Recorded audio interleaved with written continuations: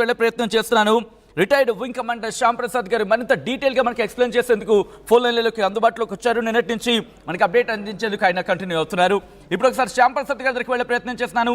శ్యామ్ ప్రసాద్ గారు, ఈ black box ఇప్పుడు మనం దొరికి పట్టడం ద్వారా మనకి ఇప్పుడున్న అవకాశాలు ఏంటి, ఏం జరిగే అవకాశం ఉంటుందండి? సచిన్ గారు, దాంట్లో మొత్తం డేటా అంతా నిగూఢమై ఉంటుంది. అంటే దాంట్లో వాయిస్ కూడా రికార్డ్ అవుతుంది, రెండోది డేటా కూడా రికార్డ్ అవుతుంది. డేటా ఏంటంటే దాన్ని మన దేశంలో అంతకుముందు ఎక్కువగా బ్లాక్ బాక్స్ ఉపయోగించేవాళ్ళు కాదు. కొత్తగా 2000 సంవత్సరం నుంచి కంపల్సరీ చేశారనమాట ప్రతి విమానానికి ఇది ఉండాలని. దాంట్లో ఏం డేటా ఉంటుంది అంటే ఎంత హీట్ ఎలిమెంట్ అయినా, ఎంత ఎక్కువ హీట్ అయినా కానీ, ఎంతగా చలిగా ఉన్నా కానీ తట్టుకునేటట్టుగా ఉంటుంది. నథింగ్ బట్ మనకి సామాన్య భాషలో అర్థం కావాలి అంటే ఒక హార్డ్ డిస్క్ లాంటి డివైస్ అంతా డేటా అంతా నిక్షిప్తం అవుతుంది. ఆ టైంలో కంప్యూటర్స్ ఎలా పనిచేయాలి, వాటి టెక్నికల్ మెరిట్స్ లాగా పనిచేస్తున్నాయా లేదా, ప్లస్ పైలట్ ఎవరెవరితో ఎప్పుడెప్పుడు ఏమేమి మాట్లాడాడు, పైలట్ల మధ్యలో ఏమేమి మాట్లాడారని కూడా మొత్తం దాంట్లో రికార్డ్ అవుతుంది. ఆ రికార్డ్ అయిన దాన్ని వీళ్ళు కంప్యూటర్స్ ఇప్పుడు ఏ హైట్ కి ఒక విమానం అనేది ప్రతి క్షణం ఒక హైట్ అందుకోవాలి, ఏ ఇన్స్ట్రుమెంట్ ఆడితే ఆ ఇన్స్ట్రుమెంట్ ప్రకారం విమానం పని చేయాలి. పైలట్ ఏ ఇన్స్ట్రుమెంట్ నొక్కాడు, దాన్ని నొక్కినట్టు దానికి ఆ రిజల్ట్స్ ఇచ్చారా లేదా, ఏ సెన్సర్ ఏ విధంగా పనిచేసినది కంప్లీట్ గా దాన్ని అనలైజ్ చేస్తారు. దీన్ని అనలైజ్ చేయడానికి ఎయిర్ క్రాఫ్ట్ యాక్సిడెంట్ బ్యూరో అని ఒక విభాగం ఉంటుంది మన దగ్గర. వాళ్ళు క్షుణ్ణంగా దీన్ని పరిశీలిస్తారు. దానికి కొంచెం టైం పడుతుంది. ఒక్కొక్కటిగా చెక్ చేసుకొని అసలు ఏం జరిగింది, ఇంజన్ ఫెయిల్యూర్ అయిందా, ఇంజన్ ఫెయిల్యూర్ అయితే ఏ స్టేజ్ లో ఇంజన్ ఫెయిల్యూర్ అయింది, అంటే దీన్ని rarest of the rare case గా చూస్తున్నాం కదా, అంటే 2 ఇంజన్లు కూడా ఒకేసారి ఫెయిల్ అయ్యే ఛాన్స్ ఉందని ఇవన్నీ కూడా వాళ్ళు గమనిస్తారనమాట. అవును శ్యామ్ ప్రసాద్ గారు, అంటే ఇప్పుడు డేటా అంతా అలాగే ఉంటుందంటే, ఎందుకంటే నాతో పాటు చాలా మందికి వచ్చే అనుమానం ఏంటంటే, ఇంత పేలిపోయింది, ఇంత ప్రమాదం జరిగింది, వెళ్ళి ఆ బిల్డింగ్ని ఢీకొట్టింది, ముక్కలు అయిపోయే అవకాశం ఉంటుందా అంటే సాధారణంగా వచ్చే అనుమానం ఇది. దీని పేరేనే బ్లాక్ బాక్స్ అని పెట్టారండి, కానీ దాని కలర్ ఏం బ్లాక్ ఏం ఉండదు. దానికి ఎందుకనే బ్లాక్ బాక్స్ పెట్టారంటే సహజంగా దీని ఉపయోగం మనం ఎప్పుడు పడుతుంది, ఏదైనా సంఘటన జరిగినప్పుడు దురదృష్టకరంగా, అది ఒక కారణం కావచ్చు. లేదా దీన్ని ఒక రకంగా నేను అన్నాను కదా హార్డ్ డిస్క్, ఇది హార్డ్ డిస్క్ మనం నార్మల్ గా పెట్టామనుకోండి, ఆ టెంపరేచర్ కి అంత పెద్ద టెంపరేచర్ 1,00,000 లీటర్ల స్మోక్ వచ్చింది, హైట్ జనరేట్ అయింది, అప్పుడు మెల్ట్ అయిపోయింది. లేదు పైనుంచి ఎక్కడన్నా పడింది, వాతావరణం ఫ్రీజ్ అయిపోవచ్చు. ఇవి కాకుండా దాన్ని స్పెషల్ గా తయారు చేసి దించుతారు.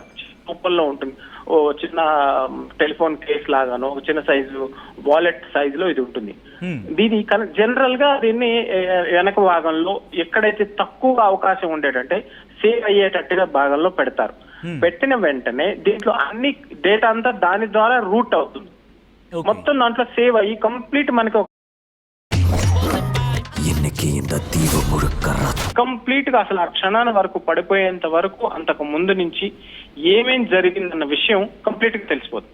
ఒక్కసారి అంటే ఒక ఇంట్రెస్టింగ్ టాపిక్ ని మీరు ఇక్కడ టచ్ చేశారు. మీరు ఏమేం కాన్వర్సేషన్ జరుగుతుంది అంటే, ఒక పైలట్ కో పైలట్ కి మధ్య జరిగే కాన్వర్సేషన్ మాత్రమే రికార్డ్ అవుతుందా, లేకపోతే కాక్పిట్ లో జరిగిన కాన్వర్సేషన్ మాత్రం రికార్డ్ అవుతుందా, లేకపోతే ఇటు ఏటీసీకి ఎయిర్ ట్రాఫిక్ కంట్రోల్ తో జరిగే కాన్వర్సేషన్ ఇదంతా రికార్డ్ అయ్యే అవకాశం ఉంటుందా, ఏ రికార్డింగ్స్ దాంట్లో ఉండే అవకాశం ఉంటుందండి ఈ బ్లాక్ బాక్స్ లో, ఒకసారి చెప్తారా? ఇప్పుడు విమానం టేక్ ఆఫ్ నుంచి ఇప్పుడు మనం జనరల్ గా చూస్తుంటాం, మనం విమానాలు మనం ఎయిర్పోర్ట్ లో చూస్తుంటాం, మన ముందే పైలట్లు వెళ్తూ ఉంటారు అనమాట. జనరల్ గా చూస్తుంటాం ఈ విమానానికి ఒక 2 గంటలు 2.5 గంట 3 గంటల ముందు ఎప్పుడు ఇంకైతే పైలట్ దాన్ని టేక్ ఛార్జ్ అంటారు. పైలట్ ఎప్పుడైతే విమానాన్ని ఛార్జ్ తీసేసుకుంటాడో అప్పటి నుంచి దాంట్లో జరిగే ప్రతి సంఘటన కూడా దాంట్లో నిగూఢమై ఉంటుంది. వాళ్ళు మాట్లాడే ఏటీసీతో మాట్లాడడం, ఏటీసీ నుంచి వీళ్ళకి వచ్చే ఆదేశాలు, వీళ్ళు ఏటీసీగా రిక్వెస్ట్ చేయడం, ల్యాండ్ అయ్యే ముందు టేక్ ఆఫ్ అయ్యే ముందు, అదే విధంగా పైలట్ల మధ్య కూడా మాట్లాడుకోవడం, ప్రతి ఒక్కటి కూడా రికార్డ్ అవుతుంది. దానివల్ల అసలు విమానంలో ఏం జరిగింది, ఏమన్నా హ్యూమన్ ఎర్రర్ ఉందా, ఏమన్నా ఇంజన్ ఫెయిల్యూర్ ఉందా, లేకపోతే ఏదైనా బర్డ్ హిట్ అయిందా, ఈ మూడిటికి కూడా పైలట్లకు అనే వాళ్ళకి బ్రహ్మాండమైన ట్రైనింగ్ ఇస్తారు. చాలా కఠినంగా ఉంటుంది ఆ శిక్షణ. వాళ్ళేం సామాన్యులు కాదు. మనం ఊహించండి, ఒక వ్యక్తి ఎప్పుడు కూడా తన టాప్ ఆఫ్ ది ఎబిలిటీలో పనిచేస్తూ ఉంటేనే పైలట్ కాగలడు. పైలట్ అవ్వడం అనేది అంత ఈజీ కాదు. ఇవన్నీ కూడా వాళ్ళకి నేర్పిస్తారనమాట. మనం నిమిషాలలో గంటల్లో చేసే పనులని వాళ్ళు క్షణాల్లో చేయగలగాలి. ఎంత టైం ఉంటుందండి? ఇప్పుడు AI 171 అంటున్నాం కదా మనం, డ్రీమ్ లైనర్ ని, వాళ్ళ దగ్గర ఎంత ఉంటుంది టైం? మహా ఉంటే ఎంత 20 సెకండ్స్ 10 సెకండ్స్. ఈ లోపల చేయాల్సిన పనులకి కంప్యూటర్ అసిస్ట్ చేస్తుంది. వాళ్ళు ఒక బటన్ నొక్కినా, ఒక ఏవియానిక్స్ లో ఒకటి వాడినా గానీ వెంటనే అది పని చేసి ఫ్లాప్స్ పని చేస్తున్నాయా, వీల్స్ పైకి వెళ్తున్నాయా లేదా, స్పీడ్ తగ్గుతుందా లేదా, డైరెక్షన్ ఉందా లేదా, ఇవన్నీ దాంట్లో రికార్డ్ అయి ఉంటాయి, క్యాప్చర్ అవుతాయి. ఓకే. సో శ్యామ్ ప్రసాద్ గారు మీరు అన్నట్టుగా ఇప్పుడు దీన్ని ఒక్కసారి బ్లాక్ బాక్స్ దొరికిన తర్వాత వెంటనే ఆ ఇన్ఫర్మేషన్ తెలిసిపోతుందా, లేకపోతే దీనికైనా ప్రొసీజరల్గా ఉంటుందా? ఎందుకంటే దాని మీద రాస్తుంది flight recorder do not open అని చెప్పి కూడా ఒక స్ట్రిప్ అయితే మాత్రం పేస్ట్ చేస్తుంది. దాన్ని ఓపెన్ చేయడం కూడా టెక్నీషియన్స్ మాత్రమే చేయగలరు, ఎవరు దాన్ని హ్యాండిల్ చేయలేరు. దాన్ని ఎన్క్రిప్షన్ అంటాం కదా, ఇప్పుడు మన మొబైల్స్ వచ్చేసాయి కాబట్టి ఎన్క్రిప్షన్ బేసిక్ గా ఒక హైయర్ లెవెల్ ఆఫ్ ఎన్క్రిప్షన్ అనమాట. ఆ ఎన్క్రిప్షన్ కూడా దానికి కావాల్సిన మెషినరీ ఉంటుంది, ల్యాబ్ ఉంటుంది, దానికి తగ్గట్టుగా టెక్నీషియన్స్ ఉంటారు. ఇప్పుడు మనం పాతకాలంలో అనేవాళ్ళం కదా, రేడియో ఫ్రీక్వెన్సీ డాడా డీడీ అనేవాళ్ళం కదా, డాడా డీడీ అనే మనకి వినిపిస్తుంది. కానీ ఆ డాడా డీడీలో ఒక్కో దానికి కూడా ఏమేమి దాని అర్థం ఏంటి, ఎవరైనా అసలు మనకు తెలియాలి కదా, వాళ్ళు ఎంత ఫాస్ట్ గా మాట్లాడుకుంటారు. జనరల్ గా మన పైలట్స్ ఏటీసీ వాళ్ళు పట్టండి check go ready go stay, ఇవన్నీ వాళ్ళు షార్ట్ ఫామ్ లో వాడుతుంటారు. ఇవన్నీ రికార్డ్ అవ్వడం కూడా అదే విధంగా రికార్డ్ అవుతుంది. ఓ, అంటే ఈ డేటా ఎన్ని రోజులు ఉండే అవకాశం ఉంటుందండి? అంటే వన్స్ డేటాకి సంబంధించి మాట్లాడుకునే సందర్భంలో ప్రమాదానికి 25 గంటలు 30 గంటల ముందు రికార్డు జరుగుతుందని చెప్పి, ఎందుకంటే ప్రమాదం అనేది చెప్పి జరగదు, బట్ ప్రమాదానికి ముందు రికార్డ్ అవుతుందంటూ కూడా తెలుస్తున్న పక్షంలో ఎట్లా ఉంటుందండి ప్రొసెసర్? ఎస్, దాని దగ్గర చాలా అంటే కెపాసిటీ ఉంటుంది, స్టోరేజ్ కెపాసిటీ ఎక్కువ ఉంటుంది. ఓకే, ఇప్పుడు మేడే నో ఫ్యూల్ అని అన్నారు కదా, మేడే లూజింగ్ హైట్ అనో లేకపోతే లూజింగ్ పవర్ అని. ఆ క్షణం వరకు కూడా విమానం క్రాష్ అయ్యి ఇంపాక్ట్ అంటాం కదా, విమానం ఇంపాక్ట్ నేల మీద కానీ ఇంకేదైనా ఆబ్జెక్ట్ ఇంపాక్ట్ అయ్యేంత వరకు కూడా అంతా రికార్డ్ అవుతూనే ఉంటుంది. అంటే మీరు ఈజీగా వేసుకోండి, ఇప్పుడు ఫ్లైట్ ఇప్పుడు ఢిల్లీ నుంచి అహ్మదాబాద్ రావాలి, అహ్మదాబాద్ నుంచి గ్యాట్విక్ వెళ్ళాలి, ఈ డిస్టెన్స్ అంతా ఎంత 20 అవర్స్ 30 అవర్స్ 40 అవర్స్ కూడా మొత్తం రికార్డ్ అయి ఉంటుంది. ఓకే, ఇప్పుడు ఈ రికార్డ్ అంతా ఉంటుంది, అంటే ఢిల్లీ నుంచి మొదలు పెట్టిన ప్రయాణం అంతా దీంట్లో ఉంటుంది, రైట్? ఓకే, సో అంటే ఇప్పుడు ఈ ఆపరేషన్కి సంబంధించి బ్లాక్ బాక్స్కి ఒక అనుమానం తలెత్తుతుంది. ఎందుకంటే సాధారణంగా ఇంత ప్రమాదం జరిగిన తర్వాత సాధారణంగా దానికి ఎటువంటి ఇబ్బంది ఉండదు, లీస్ట్ కండిషన్స్లో కూడా ఒకవేళ చిప్కి ఇబ్బంది కలిగిందా దీన్ని డీకోడ్ చేయొచ్చు అనే మాట కూడా వినిపిస్తోంది. ఇజ్ ఇట్ ట్రూ అండి? అవును, ఇది ఎంత ఫ్రీజింగ్ టెంపరేచర్ కన్నా -40s వెళ్ళినా కానీ దాంట్లో డేటాకి ఏమి కాదు. బాయిలింగ్ టెంపరేచర్, ఫ్రీజింగ్ టెంపరేచర్, తర్వాత మెల్టింగ్, ఇప్పుడు ఎంత ఎక్కువ హీట్ జనరేట్ అయినా కానీ తట్టుకునే విధంగా దాన్ని రూపొందిస్తారనమాట. దానికి చుట్టూ దానికి ఉన్న మెటీరియల్ కూడా అలా వాడి ఆ విధంగా తయారు చేయడం. దాన్ని ఇప్పుడు మనం వాడుతుంటాం కదా, టైం క్యాప్సూల్ అనే విధంగా వాడుతుంటాం కదా, ఏ టెంపరేచర్ కైనా తట్టుకునే విధంగా. ఎందుకంటే దాని గురించి మనం తెలుసుకోవాలి కదా, అంత కాస్ట్లీ వ్యవహారం. అంటే ఫ్లైట్ విమానాన్ని తయారు చేయాలి, ఏవియానికి తయారు చేయాలి, ఇట్స్ నాట్ ఈజీ కదా, ఇట్ కాస్ట్ మనీ. దానికోసంగా దీన్ని తయారు చేసి బయట దేశాల్లో ఎప్పటి నుంచో ఉండేది, మన దేశాల్లో 2000 నుంచి కంపల్సరీ చేసేసారు. రైట్, మీరు అన్నట్టుగా మరికొద్ది సేపట్లో ఈ కాక్పిట్ కావచ్చు, లేకపోతే ఈ బ్లాక్ బాక్స్ను ఉపయోగించి ఎటువంటి కేసెస్ని ట్రేస్ చేశాం అనేది ఒక ఎగ్జాంపుల్ కూడా నేను ముందుంచే ప్రయత్నం చేస్తాను. ఐ రిక్వెస్ట్ శ్యామ్ ప్రసాద్ గారు, మీరు ఒక్కసారి లైన్లో ఉండండి. ఆ బ్లాక్ బాక్స్కి సంబంధించిన కాంపోనెంట్స్ ఎలా ఉంటాయి, ఆ చిప్ని ఎలా సెక్యూర్ చేయడం జరుగుతుందని ఒకసారి ఇమేజ్ ద్వారా మీకు ఎక్స్ప్లెయిన్ చేసే ప్రయత్నం చేస్తాను. ఆ తర్వాత మళ్ళీ శ్యామ్ ప్రసాద్ గారికి వెళ్ళే ప్రయత్నం చేస్తాను. రిక్వెస్ట్ శ్యామ్ ప్రసాద్ గారు, మీరు లైన్లో ఉండే ప్రయత్నం చేయండి. విజువల్స్ ఒకసారి మీరు చూడొచ్చు. ఇదిగో ఇదే బ్లాక్ బాక్స్ తరడే పేపర్ ప్రయత్నం చేస్తారా? ఇవన్నీ కూడా ఆ కాన్వర్సేషన్ బట్టి అర్థమైపోతుంది. ఆ మెమరీ కార్డులో కాన్వర్సేషన్ అంతా ఉంటుంది. దాన్ని ప్రొటెక్టర్గా థర్మల్ బ్లాక్ ఉంటుంది, దానికి ప్రొటెక్టర్గా ఇన్సులేషన్ ఉంటుంది, దీనికి ప్రొటెక్టర్గా వీటన్నిటిని మళ్ళీ సంరక్షిస్తూ ఒక స్టీల్ ఆర్మర్ ఉంటుంది. వీటన్నిటికీ పైన లేయర్ మీరు చూడొచ్చు. దాంతోపాటు అండర్ వాటర్ లొకేటర్ బీకాన్, ఒకవేళ వాటర్లో పడిపోయింది అనుకుందాం, ఆ వాటర్లో పడిపోయిన సందర్భంలో కూడా తెలుసుకునేందుకు వీరుగా అక్కడ ఒక చిన్న ఎక్విప్మెంట్ దానికి జత చేయడం జరిగింది. సో ఇది ఒక విధంగా చెప్పాలంటే బ్లాక్ బాక్స్కి సంబంధించి ఫ్లైట్ డేటా రికార్డర్ అని మాట్లాడుకున్న సందర్భం. సో దీంట్లో flight data recorder, cockpit voice recorder రెండు ఉంటాయి. సో ఎటువంటి డేటా రికవర్ చేయడం జరుగుతుంది, ఎటువంటి అంశాలు వెలుగులోకి వచ్చే అవకాశం ఉంటుంది, ఇప్పుడు మనం మాట్లాడుకునే ప్రయత్నం చేద్దాం. ఒకసారి మళ్ళీ శ్యామ్ ప్రసాద్ గారి దగ్గరికి వెళ్ళే ప్రయత్నం చేస్తున్నాను. శ్యామ్ ప్రసాద్ గారు, ఇక్కడ flight data recorder, cockpit voice recorder ఈ రెండు ఉంటాయని చెప్పి మనం మాట్లాడుకుంటున్నాం. ఇక్కడ కాక్పిట్ వాయిస్ రికార్డర్ గురించి ఆల్రెడీ చెప్పారు. ఫ్లైట్ డేటా రికార్డర్ అంటే సామాన్య ప్రజలకు అర్థమయ్యేలా మనం మాట్లాడుకోవాలంటే ఎటువంటి ఇన్ఫర్మేషన్ బయటకు వచ్చే అవకాశం ఉంటుంది, ఆ డేటా గురించి మాట్లాడుకునే సందర్భంలో ఇప్పుడు ఎంత కీలకమయ్యే అవకాశం ఉందండి ఈ ఫ్లైట్ డేటా రికార్డర్ అనేది? ఇప్పుడు మనం సామాన్య భాషలో మనం మాట్లాడుకుంటే దీన్ని ఒక హార్డ్ డిస్క్ లాగా సేవ్ చేసుకుంటాం. మనం హార్డ్ డిస్క్ ఏం చేస్తాం, జనరల్ గా టీవీకి అటాచ్ చేసుకుంటాం, లేకపోతే ఫోన్ కి అటాచ్ చేసుకుంటాం, లేకపోతే ల్యాప్టాప్ కి అటాచ్ చేసుకుంటాం.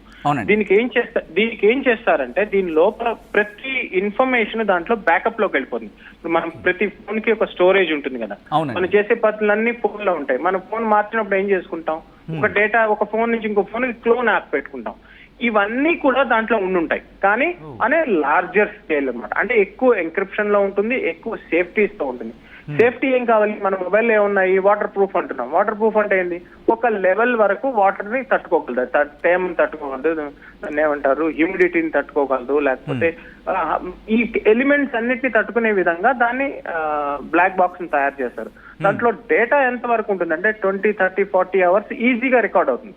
రికార్డ్ అవ్వడమే కాకుండా మళ్ళీ ప్లేబ్యాక్ చేయడానికి కూడా డేటా ఉంటుంది. ఇప్పుడు మీరు చూపిస్తున్నారు కదా, దాని మొత్తం యూనిట్స్ అన్ని కూడా మెమరీ యూనిట్ ఉంది, లేకపోతే కంట్రోలర్ బోర్డు ఉంది, అండర్ వాటర్ బీకన్ ఉంది.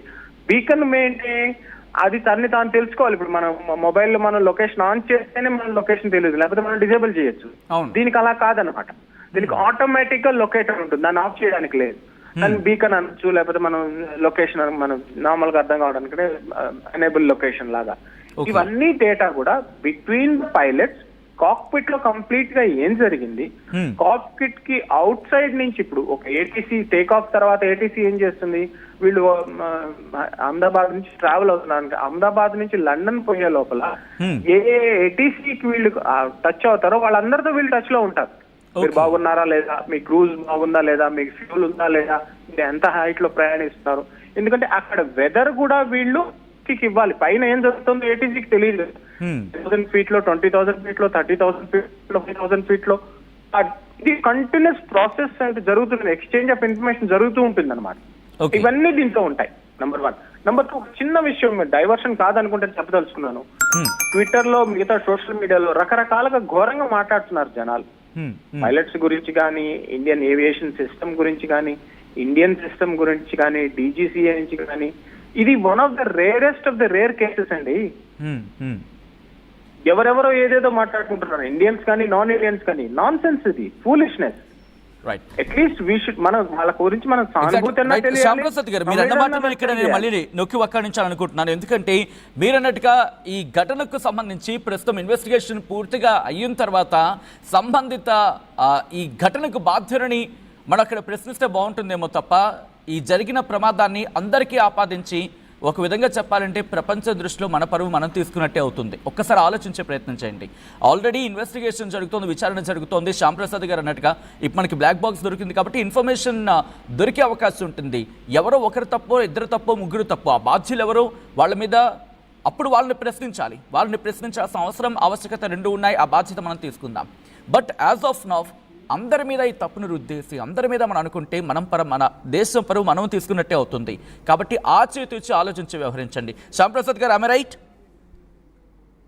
చెప్పారు. నేను కొంచెం యాడ్ చేయాలనుకుంటున్నాను. అందరూ మనం చదువుకున్న వాళ్ళమే, అందరూ ఉద్యోగస్తులమే, అందరూ బాగా సంపాదించారు, అందరూ ఫ్లైట్ లో ప్రయాణం చేసాంలే, ఫ్రీక్వెంట్ ఫ్లైట్స్ కే. కానీ ఆ రిమార్క్స్ చూస్తుంటే ఎంత ఘోరంగా ఉందంటే, ఇండియన్స్ ఆర్ స్లాపీ, ఇండియాకి ఎయిర్లైన్స్ అవసరమా, ఎయిర్ ఇండియా ఎంతేనా, ఎవరో ఒక ఆయన వీడియో పెట్టారట, ఏసీ పని చేయటం లేదు, టెంపరేచర్, దానికి దీనికి లింక్ పెట్టినారు. రోజు ఫ్లై చేసే వాళ్ళు కూడా ఇలా మాట్లాడుతుంది. మీరు ఊహించండి, సామాన్య ప్రజలు ఎప్పుడు ఎయిర్పోర్ట్ కి పోయిన వాళ్ళు, ఎప్పుడు ఎయిర్పోర్ట్ అందని వాళ్ళు ఎంత భయపడిపోవాలి? అలా జరుగుతాయా? ఇంత one of the fastest growing aviation మనం ఇండస్ట్రీ ఇది. విమానాలు, మనం ప్రపంచంలో విమానాలు ఎక్కువ కొనేది మన దేశం. విమానం ప్రయాణం ఇప్పుడు మనం తెచ్చిన ఉడాన్ స్కీమ్, ఉడే దేశకే నామ్ ఆమ్ నాగరిక్ అని, మన మీద ఎంత బాధ్యత. ఇవన్నీ మాట్లాడితే ఎవరు తెలుసా? మీరు నేను మా బాధ్యతగా మాట్లాడుతున్నాం. ఎక్స్ పైలట్లు, ఎక్స్ ఏవియేషన్ ఎక్స్పర్ట్స్, పెద్ద పెద్ద రాజకీయవేత్తలు. ఎంత ఘోరం అండి. కనీసం హ్యూమన్ మానవతా దృక్పథంలో మనం ఉంటున్నామని ఆలోచించాలి. టెక్నికల్ డీటెయిల్స్ కాకుండా ఇవన్నీ డేటా బయటికి రావడానికి కనీసం 20 to 30 days పడుతుంది. ఎందుకంటే ప్రతి ఒక్కటి కూడా అనలైజ్ చేయాల్సి ఉంటుంది. ఆ డేటా ఒక్కసారి బ్లాక్ బాక్స్ రాగానే రిట్రీవ్ చేయడం అనేది మెయిన్. జనరల్ గా ఏం జరుగుతుందంటే చాలా టైం పడుతుంది, బ్లాక్ బాక్స్ దొరకడానికి టైం పడుతుంది. ఎందుకంటే ఆ డెబ్రీస్ లో అంతా వెతకాలి. ఫస్ట్ కన్సిడరేషన్ ఇది ఒక్కటి దొరికితే సరిపోతుందా అంటే దీనికి కనెక్టివిటీగా ఇంకా ఏమైనా దొరకాల్సిన అవసరం ఉంటుందండి? ఈ బాక్స్ తో పాటు మొత్తం దాని పక్కన ఫస్ట్ దీన్ని వెతకడానికి చెప్తున్న ప్రాసెస్ కూడా ముందు ఫస్ట్ ప్యాసింజర్స్ కి వాళ్ళకి డిఎన్ఏ టెస్ట్లు అన్నారు కదా, ఇవి జరుగుతుంటాయి. దాంతో పాటుగా సైమల్టేనియస్ గా ఇది కూడా జరుగుతుంది. కాబట్టి జనరల్ గా ఇది దొరకడమే లేట్ అవుతుంది. ఓకే. ప్లస్ ఇది దొరికిన తర్వాత కూడా కనీసం 2 to 3 to 4 weeks దీన్ని అనలైజ్ చేయడానికి టైం పడుతుంది. ఎందుకంటే అంత ఈజీ కాదు. ఓకే. ఎక్స్పర్ట్స్ కావాలి, వాళ్ళకి టైం ఇవ్వాలి, ఆ ల్యాబ్ దొరకాలి. రైట్. సో ఇది మనం ఈ రోజు జరిగింది కాబట్టి ఈ రోజు మనం డెసిషన్ ఇవ్వడం చాలా కష్టం. Right. Thank you so much Shyam Prasad గారు. Retired wing commander Shyam Prasad గారు చెబుతోంది అది ఇప్పుడు బ్లాక్ బాక్స్ దొరికింది. దీంట్లో ఆ ఘటనకు బాధ్యులు ఎవరు? కుట్రకోణం ఏమైనా ఉందా, లేకపోతే ఆ జరిగిన కాన్వర్సేషన్, అసలు ఆ జరిగిన కాన్వర్సేషన్ ఏంటి, ఆ చిప్లో ఏముంది, ఎటువంటి కాన్వర్సేషన్ జరిగింది, ఎవరెవరి మధ్య ఎటువంటి కాన్వర్సేషన్ జరిగింది,